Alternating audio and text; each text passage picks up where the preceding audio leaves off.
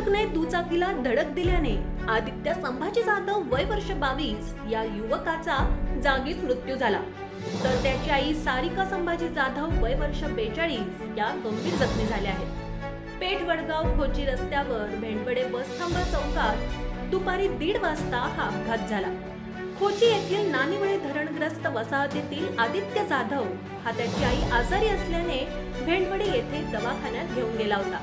उपचार घेऊन परतत असताना त्यांची दुचाकी भेंडवडे येथील गणपती मंदिर समोरच्या चौकात आली।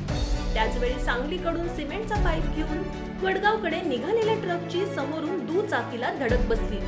यावेळी आदित्य जाधव व सारिका जाधव या दुचाकीसह ट्रकच्या खाली पडले। त्यामध्ये आदित्यचा जागीच मृत्यू झाला, तर सारिका जाधव गंभीर जखमी झाल्या। त्यांना उपचारासाठी रुग्णालयात दाखल केलं। वडगाव पोलीस ठाण्याचे पोलीस हवालदार जावेद रोटीवाले, अमन मुजावर, माधुरी वंडिगेकर, पोपट माने यांनी घटनास्थळी पंचनामा केला।